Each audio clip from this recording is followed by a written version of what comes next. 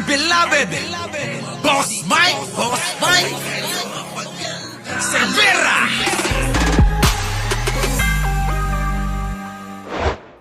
Ano ba yung pinaglalaban nito? Pasok! Kaiba ng impeachment. Buti pa tong Singson na to. Diba? Buti pa to! Oo. Malaking pinagkaiba. Puntan naman natin to. Dahil napag-uusapan natin ang impeachment, anong meron? Pasok! Complaints laban kay VP Sara at BBM. Ang ebidensya laban kay VP Sara Duterte ay malakas. Nakabatay ito sa mismong pahayag niya. Makinig! Lapit mga DDS at pakinggan nyo to. Hindi lang si Roque ang laging pinapanood nyo. Buti pa to'y totoo. Katulad ni Roque, ang buhok ay piluka, minsan nalilipat pa sa mukha niya. Tao ka mo ha!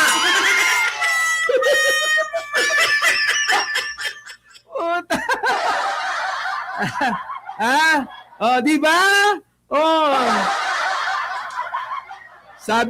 Sabi ni John Vic, mga kababayan, nalilipat daw mga kababayan yung buhok ni Roque. Ito na mga kababayan ko, pakinggan natin to. Ano nga ba ang pagkakaiba ng impeachment laban kay Pangulong Bongbong at laban kay Harry Roque? Laban kay Sara Duterte. Ito na, pakinggan natin ha. Para sa kaliwanagan, isa hong magaling na abogado. Nakamag-anak ni Chavit Singson mismo. Ito na. Uy, kayo talaga, tumigil kayo dyan ha. Ito na. Ano ang malaking pinagkaiba ng impeachment complaints laban kay VP Sara at BBM? Ang ebidensya laban kay VP Sara Duterte ay malakas. Nakabatay ito sa mismong pahayag niya that she already contracted an assassin para patayin ang presidente, ang First Lady, at ang Speaker of the House. Ang ebidensya laban kay Sara Duterte ay sarili niya mismong pahayag, and they also include documentary records such as COA reports, congressional testimonies, liquidation documents and certifications, and other paper trails involving alleged misuse or malversation of public funds allocated to the OVP and DepEd. May dokumento at may mga witnesses mismo. Kaya nga nalaman natin ang scandalous confidential funds at ang mga kagaya nila Mary Jane Piatos at Chippy McDonald. Batay sa mga dokumento, mayroong 8 billion worth of overpriced laptops sa panahon ni Sara bilang DepEd Secretary. Meron ring dokumento na nagpapatunay na meron siyang mahigit na 2 billion na bank deposits sa joint account nila ni Rodrigo Duterte na hindi nakadeklara sa kanyang salin. Sa kabilang banda, wala pang diretsong ebidensya laban kay BBM sa di umanong pagkakasangkot niya sa flood control projects, lalo na siya ang unang nag-expose nito sa... Correct! Yan na nga! Kita nyo mga kababayan ko, itong mga bobong mga tatanga-tanga, gusto nyong punteriyahin si Pangulo kahit chismis lang yung dala ninyo. Ayaw nyo nang tumbukin si Martin kasi wala kayong mapapala o kakampi nyo na to.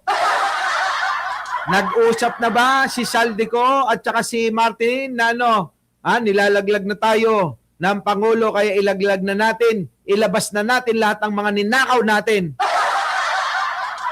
Hindi kaya ganon, mga kababayan? Ayop ka. Anong yan, ha? Roderick Paulate. Huy! Naiisip nyo ba, mga kababayan, yung naiisip ko? Di ba kayo nagtataka? Kasi mga kababayan, maniwala kayo.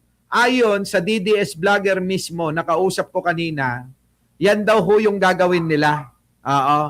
Ang gagawin nila, mga kababayan, ay gagawa na naman sila ng ka-fake news. At kita nyo, galing pa sa kampo nila. Mr. President, eto na. Yung pang, alam mo, marami tayong kakampi sa kabila. Kala mo lang kasi malaki daw yung binabayad sa kanila eh. Sabi nila si Kibuloy daw nagbabayad eh. Sorry, Sorry, Adre! Hindi ko naman binabanggit yung pangalan mo kaya hindi ka nila makikilala. sabi, mga kababayan ko, ayun na nga. Oo, gagawa na naman sila ng senaryo dahil nga dito sa naudlot na kanilang impeachment complaint na sinampa, hindi ho tinanggap. Kaya ang gagawin ngayon nila mga kababayan, gagawa sila ng kwentong kotserong barbero. Dalawa ang talent mga kababayan. Kutsero na, barbero pa. Ano yon, Boss Mike? Gagawa sila. Ito mga kababayan inuunahan ko na kayo, abangan nyo. Gagawa sila ng mga senaryo, kunyari may mga magpapatoto, magsasalita, magsasabi na eto nga yung totoo, pero yung mga yon ay kasama mga kababayan sa tauhan ng kwento. Narinig ninyo? Narinig nyo? Kaya nga sinasabi ko sa inyo, ako nga unang nagbabalita sa inyo. Ngayon, kukwento, may mga tauhan. Yung mga tao dyan na magsasabi si Pangulong Bongbong eka ang mastermind, kasama ho yan sa kwento na ginawa ng istorya para po ipalamon sa mga tanga. Ganon, nakuha ninyo.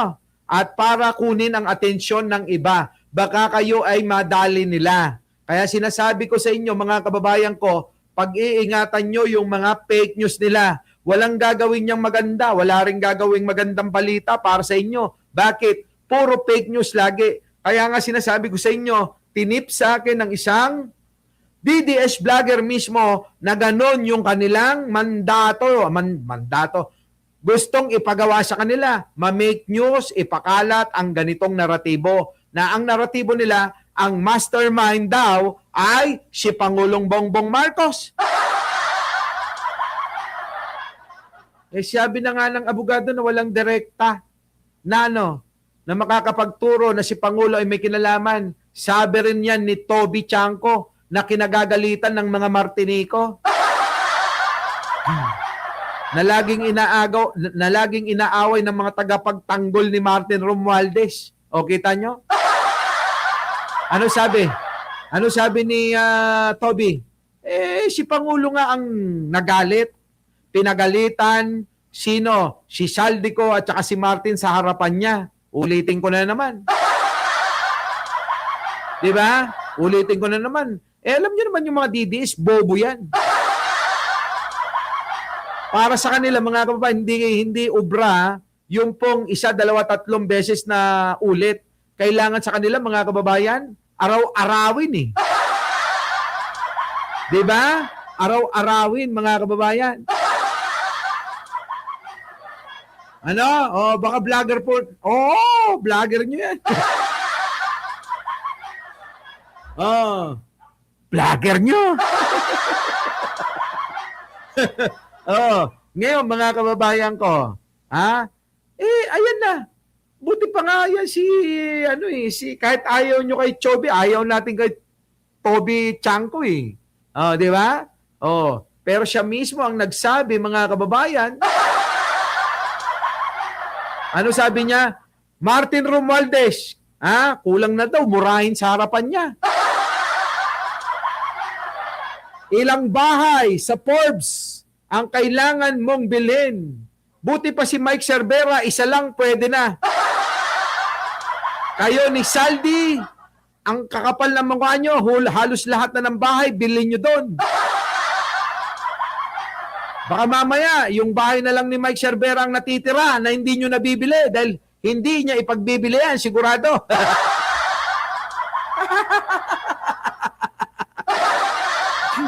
Diba? Ilang Ferrari ang gusto nyong biling, hayop kayong dalawa. Gaanong karaming pera ang gusto nyong nakawing hayop kayo? Diba? Gaano karaming Ferrari ang gusto nyong imanehong hayop kayo?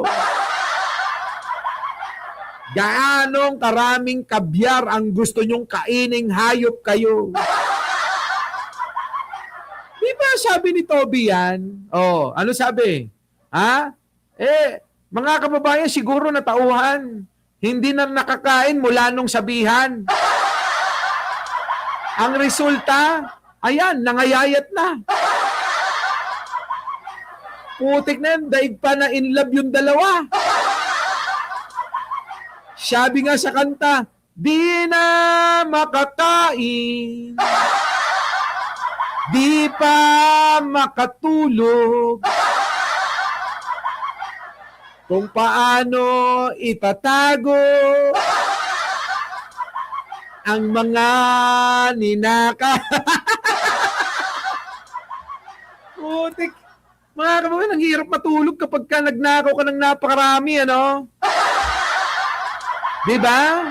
Nakaw-nakaw dito, nakaw-nakaw doon. Ayun, pinagalitan ng Pangulo. Ayon mismo kay Toby at hindi po tinanggi ni Pangulong Bongbong Marcos yan. Alam niyo yan. Ha? Minsan, hindi po tinanggi yung pong pinahayag ni Toby Chanco. Oo.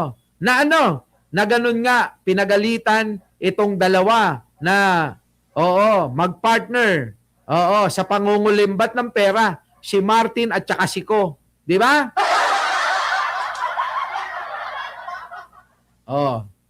Nagalit ba? Tinama ba ni Pangulo? Sinabi ba ni Pangulo, walang katotohanan niyang sinasabi ni Toby? Wala wala tayong marinig na gano'n, ano? Di ba?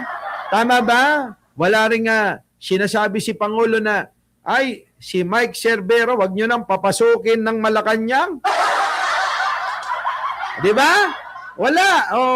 Sabi ni Pangulo, si Mike Cerbero, bigyan nyo studio yan, ha? Binigyan ako ng studio, Tama, mali. Tama! Kamusta naman yung mga nagsasabing sila daw mga kababayan, ha? Mga makakapasok lang sa Malacanang, sila lang daw 'yun. Sila lang daw ang malakas sa Malacanang, kaya daw nilang ipapigil kung sino yung ayaw nilang papasukin. Pakihanap-hanap nyo na kasi marami ng beses ang nangyayaring mga okasyon sa Malacanang, yung mga nagsasalita ng ganun noon, hindi ko nakikita.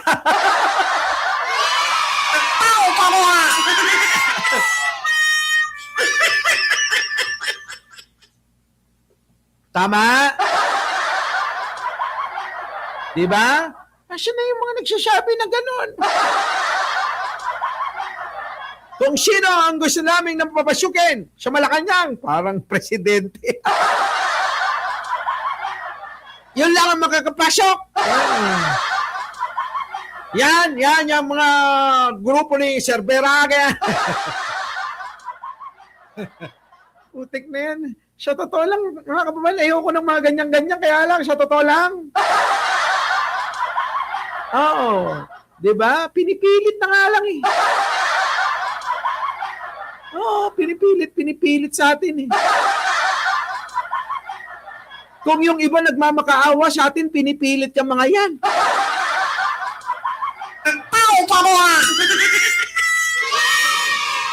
Diba? Tama ba mga kababayan ko? Ulitin ko, kung yung mga iba nagmamakaawa para makapasok, sa atin yung mga ganyang bagay pinipilit. Sabi pa nga, Boss Mike, hindi pwedeng hindi ka pumunta rito, hindi makukumpleto. Pagka wala ka, hindi kumpleto to.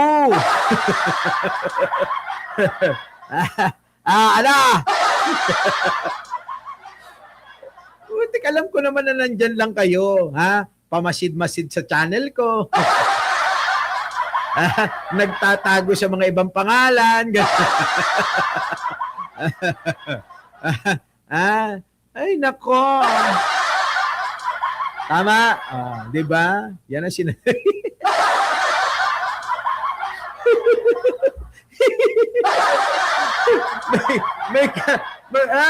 maging ano, oo naman. Sabi ko nga sa inyo di ba? Isumbong nyo ako sa mga vlogger nyo kasi. Tapos sabihin nyo, bunatan mo si Mike Cervera kasi inaaway si Idol Martin. Ganon! Sabi ko sa inyo, walang silbi yung mga ganyan-ganyan. Yung may vlogger naman kayong nagtatanggol eh. Tapos sabihin nyo, ako banatan nila. Ang mangyari niya, baka kayo pa banatan yung mga yan. Di ba? Di ba na, Priscilla, no? Ano ay tiyang, baka ano, Kateringgal pa, no? Solidad ko nanan. Baka kayo pa banatan ng mga yan. Oo. Wala. Hindi kasi kayo mananalo rito kung mga katwiranan lang. Oo, kailangan magdala-dala kayo ng mga matali-talino na opinion. Kailangan, total naman, di namin kayo nakikita. Oo, itabi nyo na ang Webster Dictionary. Itabi nyo na rin yung English-Tagalog. Itabi nyo na rin lahat ng mga dictionary. Pati na rin yung nung araw, mga kababayan, meron yung ano ba tawag doon? Yung ano yun? Yung ang dami-daming libro na ang mahal-mahal. Natandaan nyo ba yon? Yung libro na ang dami-dami tapos ang mahal-mahal. Ano ba tawag doon? Yun, ano nyo, itabi nyo, para lang sa ganon. Kapag nandito kayo, meron kayong, yan, encyclopedia. Itabi nyo lahat yun, yung patong-patong na ganon. Tapos, dito, mambash kayo. Para pagka may gusto kayo malamang gagano na, bubuklatin nyo na, Di ba? Eto na, tuloy. Sarili niyang SONA. Batay sa ebidensya, mas malinaw ang grounds for impeachment laban kay Sara Duterte. Huwag lang tayo sa politika makinig. Ang hustisya at pananagutan ay hindi dapat base sa chismis. Ang tingnan natin, ebidensya, ebidensya, ebidensya. Agyamanak. Attorney Dino De Leon po, and this is Bite Size Batas. Ano ang malaki? Ito ang totoong Ilocano. Diba? Yan ang totoong Ilocano. Kaya sabi ko sa inyo, wag tayong wag tayong nagsasalita ng walang ebidensya. Ito, may ebidensya, mga kababayan, Kaya nga, Maring Linda, kailangan mayroong English-Tagalog dictionary. Oo. Nako. Our beloved Boss Mike